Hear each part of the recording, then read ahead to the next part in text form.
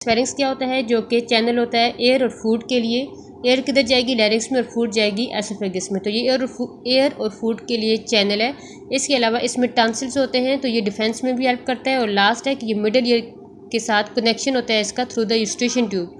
तो ये middle ear में जो प्रेशर है उसको बैलेंस भी करता है। फेरिंग्स की 4 लेयर्स में सबसे पहले पर आ जाती है म्यूकस मेम्ब्रेन जो होती है। ये फेरिंग्स की सबसे इंटरनल लाइनिंग होती है।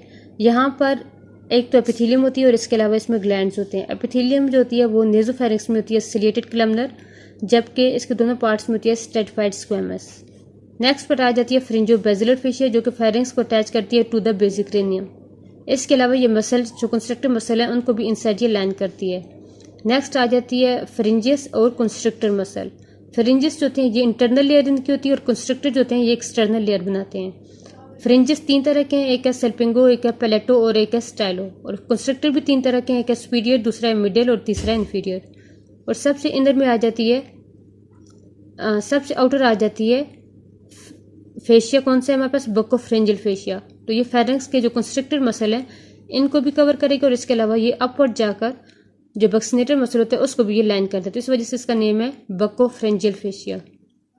क्या फेरिंग्स के 3 पार्ट्स होते हैं। सबसे पहले आ जाता है नेजोफेरिंग्स, जो कि नोज के बिहाइंड होता है। नेक्स्ट है ओरोफेरिंग्स, जो कि ओरल कैविटी के पीछे होते हैं। और लास्ट में आता है हाइपोफेरिंग्स या फिर लैरिंगोफेरिंग्स, जिसका रिलेशन लैरिंग्स के साथ होता है। तो नेजोफेरिंग्स कहाँ से कहाँ तक होता है, बेसिक क्रेनियम से लेकर सॉफ्ट पैलेट या हार्ड पैलेट तक। सॉफ्ट पैलेट से लेकर बेसिक क्रेनियम तक जो पार्ट है उसे हम कहते हैं नेजोफेरिंग्स। बेसिक क्रेनियम कौन कौन बनाता है, होता है बेसिक एक्सिपिट, एक होती है बेसिक स्फीनाइट। तो स्फीनाइट और ऑक्सीपिट जो होती हैं ये बेसिक क्रेनियम यानी कि बेस ऑफ द क्रेनियम बना रही होती हैं। बेस ऑफ क्रेनियम से लेकर सॉफ्ट पैलेट तक जो पार्ट है उसे हम कहते हैं नेजोफेरिंग्स। नेक्स्ट आ जाता है ओरोफेरिंग्स। ओरोफेरिंग्स हमारे पास सॉफ्ट पैलेट या हार्ड पैलेट से लेकर हाईएड बोन तक होता है। ठीक है, इस बोन से जो प्लेन पास करें वहाँ तक हमारे पास हो जाता है हाईएड बोन। वहाँ तक जो हमारे पास आता है उसे हम कहते हैं ओरोफेरिंग्स। ओरोफेरिंग्स के बाद नेक्स्ट पार्ट है लैरिंगोफेरिंग्स। लैरिंगोफेरिंग्स हाईएड बोन से लेकर क्रीकाइड कार्टिलेज तक होता है। क्रीकाइड कार्टिलेज किसकी कार्टिलेज है, लैरिंग्स की कार्टिलेज है। उसके लोअर बॉर्डर तक अगर जो एक्सटेंड होता है वो होता है हमारे पास लैरिंगोफेरिंग्स। फर्स्ट पर आ जाता है नेजोफेरिंग्स। नेजोफेरिंग्स को हम एपिफेरिंग्स भी कहते हैं, क्योंकि ये फेरिंग्स का सबसे ऊपर वाला अपर मोस्ट पार्ट होता है। इसको हमने देख लेता है कि ये बेसिक क्रेनियम से लेकर सॉफ्ट पैलेट तक ये एक्सटेंड करता है। उसके बाद इसकी जो रूफ होती है वो वही बना रही होती है जो कि बेस ऑफ द क्रेनियम जहाँ से ये स्टार्ट होता है। तो इसकी रूफ किसने बना दी है, बेसिक क्रेनियम ने।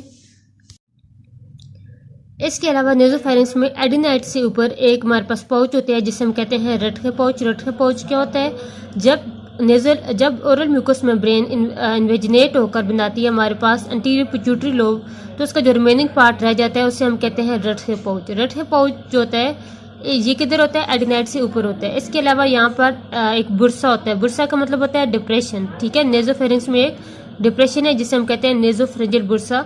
नेजोफ्रेंजियल बुरसा कौन सा पार्ट होता है, ये वो पार्ट होता है जो कि during the embryonic development notochord को अटैच कर रहा था फेरिंजियल म्यूकोसा के साथ। जब भी इसका इन्फेक्शन होगा तो उसके बाद persistent nasal post nasal discharge होगा या फिर क्रस्टिंग होगी। उसके बाद आ जाता है साइनस ऑफ मुर्गैग्नी। एक स्पेस होती है बिटवीन द बेसिक क्रेनियम और upper border of superior constrictor muscle. Skull के दरमियान और सुपीरियर कंस्ट्रक्टर मसल के दरमियान जो स्पेस होती है उसे हम कहते हैं साइनस ऑफ मुर्गैग्नी। साइनस ऑफ मुर्गैग्नी जो स्पेस है यहाँ से एक तो यूस्टेशन ट्यूब इंटर होती है। इसके अलावा मसल 2 होते हैं जिनमें आता है लिवेटर विलाई प्लेटिनाई और टेंसर विलाई प्लेटिनाई, जो दोनों सॉफ्ट पैलेट के मसल हैं। इसके अलावा एक आर्टरी होती है जिसे हम कहते हैं असेंडिंग पैलेटाइन आर्टरी, जो कि फेशियल आर्टरी की ब्रांच है। तो ये हमारे पास जो स्पेस है इसे हम कहते हैं साइनस ऑफ मुर्गैग्नी, जिसमें हमें यूस्टेशन ट्यूब की इंटरेस्ट नजर आ रही है। पैसिवेंट रिज क्या होती है, म्यूकोसल रिज होती है। किधर होती है, पोस्टीरियर फेरिंग्स में। पोस्टीरियर फेरिंग्स में एक जो रिज होती है म्यूकोसल, उससे हम कहते हैं पैसिवेंट रिज। ये एलिवेशन कैसे बनती है, प्लेटो फ्रिंजियस मसल के फाइबर्स इसको बनाते हैं। और इसका क्या काम होता है कि जब भी हम स्वेलो करते हैं या हम स्पीच करते हैं तो नेजोफेरिंग्स को कट ऑफ करने से ओरोफेरिंग्स यानी कि नेजोफेरिंग्स और ओरोफेरिंग्स के सेपरेशन पैसिवेंट रिज और सॉफ्ट पैलेट दोनों मिलकर बनाते हैं। तो जब भी हम खाना खाते हैं या हम बोलते हैं तो उस वक्त जो सॉफ्ट पैलेट और पैसिवेंट रिज आपस में क्लोज कंटैक्ट में आते हैं, जिसकी वजह से नेजोफेरिंग्स और ओरोफेरिंग्स में सेपरेशन हो जाती है। एपिथेलियल लाइनिंग हमने देख ली थी, जो कि कौन बना रहा था, pseudo stratified ciliated columnar epithelium होती है इसकी म्यूकस मेम्ब्रेन में। लिम्फेटिक ड्रेनेज इसकी जो यूस्ट्रिशियन ट्यूब है और एडिनाइड, इन दोनों की लिम्फेटिक ड्रेनेज होती है हमारे पास डीप सर्वाइकल जगुलर नोड्स में। डीप सर्वाइकल जगुलर नोड्स में लिम्फेटिक ड्रेनेज होती है और इसके अलावा ये स्पाइनल एक्सेसरी चेन में भी ड्रेन होते हैं। फंक्शन में सबसे पहले इसका आ जाता है कि ये एयर को कंडक्ट करती है और जब भी एयर यहाँ से पास होती है तो ये वार्म हो जाती है और इसके अलावा ह्यूमिडिफाइड होती है क्योंकि इसमें म्यूकोसा प्रेजेंट होता है। तो जब एयर वार्म होगी और ह्यूमिडिफाइड होगी तो ये हमारे लंग्स के लिए ठीक रहेगी। इसके अलावा नेज़ोफेरेंक्स का क्या काम होता है कि यहाँ पर क्या होती है, यूस्ट्रिशियन ट्यूब की ओपनिंग होती है। तो मिडिल ईयर में जो प्रेशर होता है उसको इक्वलाइज करना भी इसी का ही काम होता है, यूस्ट्रिशियन ट्यूब का। नेक्स्ट आ जाता है कि ये नेज़ोफेरेंक्स और ओरोफेरेंक्स को कट ऑफ करती है। कैसे करती है? जब भी पोस्टीरियर फेरेंक्स वाल में जो पैसिव एंड्रेज थी वो और सॉफ्ट पैलेट आपस में जब मिलते हैं तो इसकी वजह से नेज़ोफेरेंक्स और ओरोफेरेंक्स में सेपरेशन हो जाती है। जब वो सेपरेट होते हैं तो इसकी वजह से स्वेलिंग, वॉमिटिंग, गैगिंग और स्पीच का फंक्शन ठीक होता है। इसके अलावा ये वॉइस प्रोडक्शन में एज ए रेजोनेटिंग चैम्बर पर काम करती है। तो अगर नेज़ोफेरेंजियल ऑब्स्ट्रक्शन हो जाए तो उसकी वजह से भी वॉइस डिसऑर्डर्स आते हैं। और लास्ट में आ जाता है कि ये म्यूकस जो बनता है नेजल और नेज़ोफेरेंजियल ग्लैंड से, तो उसको भी ड्रेन करना नेज़ोफेरेंक्स का काम होता है। नेज़ोफेरेंक्स के बाद आ जाता है ओरोफेरेंक्स। ओरोफेरेंक्स हमने देख लिया था कि ये हार्ड पैलेट से लेकर हाइड बोन तक होता है और ये ओरल कैविटी के पोस्टीरियरली प्रेजेंट होता है, ठीक है। और ये ओरल कैविटी को के साथ कम्युनिकेट करता है थ्रू द ओपनिंग जिसे हम कहते हैं oropharyngeal isthmus. Boundaries of oropharynx में आ जाती है हमारे पास पोस्टीरियर वाल। पोस्टीरियर वाल में हमारे पास आती है रेट्रोफेरेंजियल स्पेस। ओरोफेरेंक्स के पोस्टीरियर क्या है? रेट्रोफेरेंजियल स्पेस। रेट्रोफेरेंजियल स्पेस किधर होती है? Opposite the second and upper part of the third cervical vertebra. C2 और C3 के दरमियान के सामने जो स्पेस है उसे हम कहते हैं रेट्रोफेरेंजियल स्पेस, ठीक है। रेट्रो से क्यों कह रहे हैं? बिहाइंड। तो फेरेंक्स के पोस्टीरियरली हमारे पास एक स्पेस है जिसे हम कहते हैं रेट्रोफेरेंजियल स्पेस। एंटीरियर वाल इसके क्या प्रेजेंट है? एंटीरियर वाल डेफिशिएंट होती है अबव। वहां पर क्या होता है कि ओरोफेरेंक्स कम्युनिकेट कर रहा होता है ओरल कैविटी से, लेकिन बिलो एंटीरियर वाल में क्या क्या आता है? Base of tongue, lingual tonsils और वेलिकुला। बेस ऑफ टंग जो होती है ये किधर होती है? Posterior to circumvallate papilla. और बेस ऑफ टंग के ऊपर लिम्फोइड ऑर्गन है लिंगुअल टॉन्सिल और लास्ट में आ जाता है वेलिकुला। वेलिकुला क्या होता है? कप शेप डिप्रेशन जो कि किधर होती है? Between the base of tongue and anterior surface of the epiglottis. Epiglottis के दरमियान और टंग के दरमियान एक जो स्पेस है या डिप्रेशन है उसे हम कहते हैं वेलिकुला।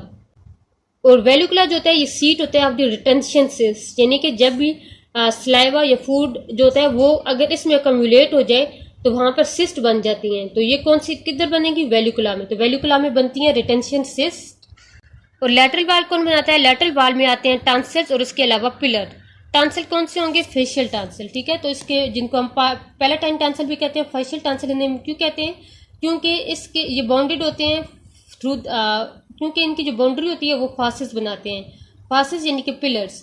एक होते हैं एंटीरियर पिलर। एंटीरियर पिलर कौन बनाता है? प्लेटोग्लासिस मसल, ठीक है। जैसे हम प्लेटोग्लासल आर्च भी इसी वजह से कहते हैं क्योंकि प्लेटोग्लासिस मसल इसको बना रहा होता है। और जो पोस्टीरियर पिलर होता है इसको बनाता है प्लेटोफ्रिंजियस मसल। जो पहले वाला था एंटीरियरली टंग होती है तो प्लेटोग्लासिस, पोस्टीरियरली फेरेंक्स होता है तो प्लेटोफ्रिंजियस मसल। तो पिलर्स के दरमियान जो टॉन्सिलर फोसा होता है वहां पर हमारे पास प्रेजेंट होते हैं पैलेटाइन टॉन्सिल्स। नेक्स्ट आ जाता है लिम्फेटिक ड्रेनेज। लिम्फेटिक ड्रेनेज में जो लिम्फेटिक्स हैं ओरोफेरेंक्स से वो ड्रेन होती हैं अपर जगुलर चेन में। अपर जगुलर चेन में कौन उनमें से भी फर्दर कुछ में टॉन्सिलर नोड्स में। टॉन्सिलर नोड्स किसको कहते हैं? जगुलो डाइगेस्ट्रिक नोड्स को, ठीक है। जो जगुलो डाइगेस्ट्रिक नोड है उनको हम टॉन्सिलर नोड भी कहते हैं। तो ये आप ऐसे याद कर लें कि ओरोफेरेंक्स में होते हैं लिंगुअल टॉन्सिल और इसके अलावा पैलेटाइन टॉन्सिल। तो जिधर वो ड्रेन हो रहे हैं उसी के साथ हमारे पास यहाँ पर जो ओरोफेरेंक्स है वो भी ड्रेन होगा। तो टॉन्सिलर नोड में ये ड्रेन होते हैं। तो टॉन्सिलर नोड में ये ड्रेन होते हैं। उसके बाद आ जाती है सॉफ्ट पैलेट की, फेरेंजियल वॉल की और बेस ऑफ टंग की। ये हमारे पास ड्रेन होते हैं रेट्रोफेरेंजियल नोड्स में और पैराफेरेंजियल नोड्स में। लेकिन रेट्रोफेरेंजियल और पैराफेरेंजियल नोड्स भी फर्दर हमारे पास जगुलो डाइगेस्ट्रिक नोड में और इसके अलावा पोस्टीरियर सर्वाइकल ग्रुप में ही ड्रेन होते हैं। तो ये हमारे पास क्या है? वेलिकुला है जो कि डिप्रेशन होती है between the base of the tongue and epiglottis. और यहाँ पर क्या हो सकता है? रिटेंशन सिस्ट बन सकते हैं, यानी कि स्लाइवा और फूड यहाँ पर अक्यूमुलेट हो सकता है। और इसके अलावा ये हमारे पास सर्कमवलेट पेपिला और इसके पोस्टीरियरली हमारे पास क्या प्रेजेंट है? Base of the tongue. और ये हमारे पास दिखा रहे हैं कि सॉफ्ट पैलेट है, ठीक है। जहाँ या साफ पैलेट से नीचे हाइट बोन तक ओरोफेरिंक्स होगा। और जो हमने पिलर्स देखे थे कि एक एंटीरियर पिलर था जो कि पैलेटो ग्लासल बना रहा था, इससे हम ये वाला हमारे पास एंटीरियर पिलर है, उसकी जो पोस्टीरियर है इसे हम पैलेटो फ्रिंजेस जो बनाता है वो होता है पोस्टीरियर पिलर। और इन दो पिलर के दरमियान जो टंसल होते हैं पैलेटाइन टंसल होते हैं, और जो टंग के ऊपर टंसल होते हैं वो हमारे पास लिंगुअल टंसल होते हैं। और ये जो पीछे वाल हमें नजर आ रही है ये हमारे पास होती है पोस्टीरियर फेरिंजियल वाल। और उसके अलावा ये जो साफ पैलेट का पार्ट है इसे हम कहते हैं यूविला। और फेरेंक्स का फंक्शन हम देख लेते हैं कि इसमें सबसे पहले तो ये पैसेज है एयर का और फूड का, ठीक है, एयर भी पास होती है और इसके अलावा फूड भी पास होती है। दूसरा है स्वेल्विंग में ये हेल्प करता है। तीसरा है कि ये वोकल ट्रैक है for the certain speech sound, ठीक है, वोकल ट्रैक है। टेस्ट के रिसेप्टर भी इसमें प्रेजेंट होते हैं क्योंकि इसमें हमारे पास जो टेस्ट बर्ड्स हैं वो बेस ऑफ द टंग में, सॉफ्ट पैलेट में, एंटीरियर पिलर्स में, पोस्टीरियर फेरिंजियल वाल में प्रेजेंट होती हैं जो कि सारे ओरोफेरिंक्स की बाउंड्रीज वगैरह बना रहे थे।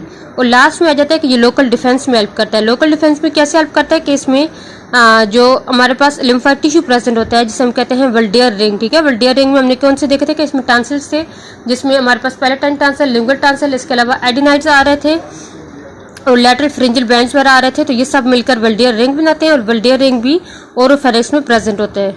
यहाँ पर फॉलिकल्स प्रेजेंट होते हैं लिम्फेटिक टिश्यू में जो एंटीबॉडीज प्रोड्यूस करते हैं आईजीए क्लास की, तो वो आईजीए क्लास भी इसमें प्रेजेंट होती है एंटीबॉडीज। इसके अलावा इसमें टी सेल भी होते हैं जो कि पैराफोलिकुलर रीजन में प्रेजेंट होते हैं। तो ये दोनों इसमें एंटीबॉडी मेडिएटेड इम्यूनिटी भी होती है और इसके अलावा सेल मेडिएटेड इम्यूनिटी भी होती है।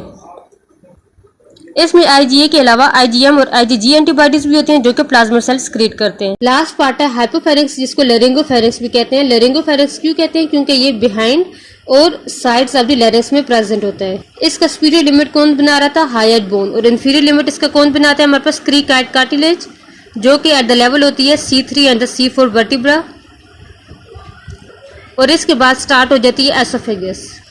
एपोफेरिंक्स के पोस्टीरियरली कौन से वर्टिब्रे प्रेजेंट होते हैं? तो 3, 4, 5, 6, ठीक है, 3 to जो 6 वर्टिब्रे हैं वो इसके पोस्टीरियरली प्रेजेंट होते हैं, क्लिनिकली इसके 3 रीजन है जिसमें फर्स्ट पर आ जाता है पिरिफॉर्म साइनस, सेकंड है पोस्ट क्रिकाइड रीजन और लास्ट है पोस्टीरियर फेरिंजियल वाल। तो इस तरह हमारे पास जो हाइपोफेरिंक्स होता है उसके बाद क्या स्टार्ट हो जाती है? एसोफेगस स्टार्ट हो जाती है। और ये हमारे पास इसका जो पहला पार्ट है पिरिफॉर्म फोसा वो है। पिरिफॉर्म फोसा हमारे पास क्या होता है कि ये लैरिंक्स के दोनों साइड पर हमारे पास जो डिप्रेशन होती है वो होती है जो कि ओरोफेरिंक्स से लेकर हमारे पास एसोफेगस के अपर एंड तक ये एक्सटेंड करता है पिरिफॉर्म फोसा।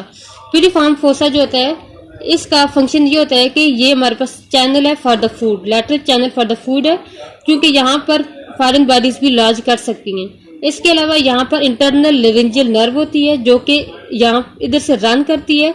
तो जब भी हमने लोकल एनेस्थीसिया देना हो तो हम इसके थ्रू दे सकते हैं क्योंकि यहाँ इसमें से क्या पास कर रही होती है? Internal laryngeal nerve.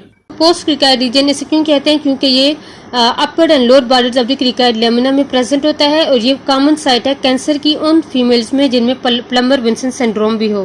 Plummer Vinson syndrome में यानी कि जिसमें आयरन डिफिशिएंसी एनीमिया भी होता है और इसके अलावा ग्लासाइटिस भी होता है। तो उन फीमेल्स में जो कॉमन साइट है कैंसर की वो होती है पोस्ट क्रिकाइड रीजन। नेक्स्ट है वाल, पोस्टीरियर फेरिंजियल वाल जो होती है ये हाइट बोन से लेकर क्रिको एरेक्नोइड जॉइंट तक एक्सटेंड करती है। लिम्फेटिक ड्रेनेज भी इन तीनों रीजन्स की डिफरेंट होती है। जैसे पेरिफॉर्म साइनस है तो वो ड्रेन होता है अपर जगुलर चेन में, और जो पोस्टीरियर वाल है और इसके अलावा पोस्ट क्रिकाइड रीजन दूसरे तीसरे जो दोनों रीजन्स थे उनकी ड्रेनेज होती है पैराफ्रिंजियल नोड्स में, और पैराफ्रिंजियल्स फिर आगे से ड्रेन होते हैं डीप सर्वाइकल लिम्फ नोड्स में।